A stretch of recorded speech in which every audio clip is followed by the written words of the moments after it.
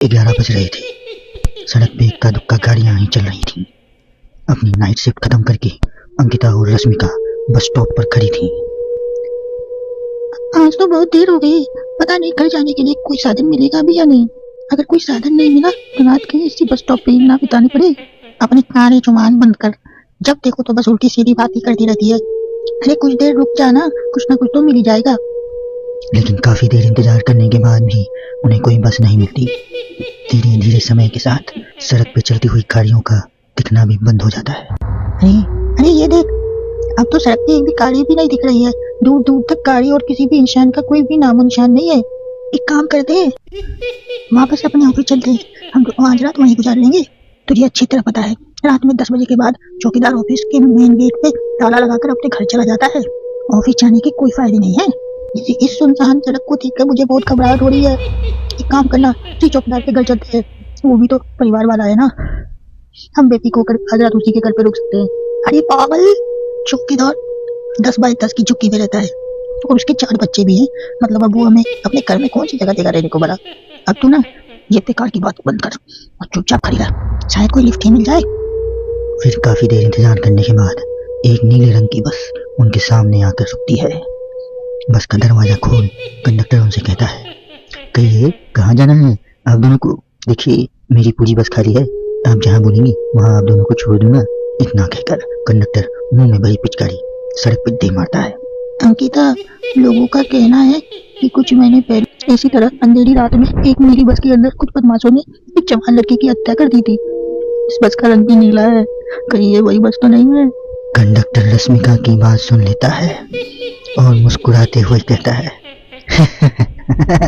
देखिए मैडम, उस घटना के बारे में मैंने भी सुना है। माना कि उस बस का रंग और मेरी बस का रंग एक ही है, लेकिन दुनिया में एक ही रंग की बस तो नहीं है ना। ये तो बस एक इत्तेफाक है। देखिए हमारी बस में एक मैडम पहले से ही बैठी हैं, आप देख सकती हैं।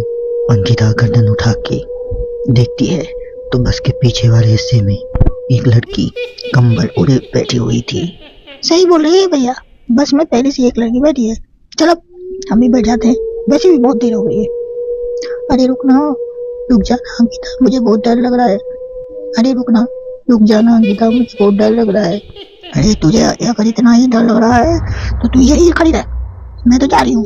अरे तू मुझे छोड़ के कहाँ जा रही है? रुक, मैं भी चल रही हूँ।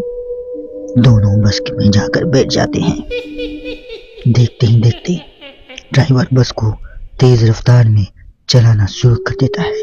तभी रश्मिका की नजर पीछे बैठी हुई उस लड़की पर पड़ती है। उस लड़की की लाल आंखें और आधा जला हुआ चेहरा देखकर रश्मिका घबरा जाती है। सुन अंकिता, हमारे पीछे जो लड़की बैठी है ना, उसकी आंखें एकदम खून की तरह लाल और चेहरे किसी चुड़ैल की तरह डरावना दिख रहा है। अरे छोड़ ना, कौन कैसा दिख रहा है? मुझे इन सब बातों में कोई दिलचस्पी नहीं है। मैं थोड़ी देर सोना चाहती हूँ, इसलिए तू अब अपनी ये बड़बड़ बंद कर, समझी? बेफिक्र होकर अंकिता अपनी आंखें बंद कर नींद की झपकी लेने लगती है। बस तब तक घने जंगल वाले रास्ते में पहुंचती है। चारों तरफ गहरा अंधेरा था और जंगली जानवरों की आवाजें रश्मिका को और भी ज्यादा डरा रही थी। थोड़ी देर में बस एक बरगद के पेड़ के पास से गुजरती है। तभी अचानक पेड़ पर बैठी एक बिल्ली कूदकर खिड़की के रास्ते रश्मिका के गोद में आ गिरती है। मर गई, अरे मर गई, अरे कोई तो बचा लो, अरे मर गई, अरे कोई तो बचा लो। रश्मिका के चिल्लाने से अंकिता की आंख खुल जाती है और वो भी घबराकर इधर उधर देखने लगती है। तभी पीछे वाली सीट पर बैठी लड़की उठकर रश्मिका के पास आती है और बिना कुछ कहे उस बिल्ली को रश्मिका के गोद से उठाकर उसे सहलाते हुए अपने गोद में ले लेती है और वापस अपने सीट पे जाकर बैठ जाती है। अरे रश्मिका, तुम तो बहुत ही ज्यादा डरपोक है, जरा सी बात पे डर जाती है। मैं कल से अकेले ही सफर करूंगी। अरे मैं क्या करूं, वो बिल्ली अचानक मेरे गोद में आ गिरी। अपनी बकवास बंद कर और मुझे चैन से सोने दे, समझी? इस तरह रश्मिका को डांटकर अंकिता फिर से नींद की झपकी लेने लगती है। तभी अचानक एक झटके से ब्रेक लगाकर ड्राइवर बस को रोक देता है।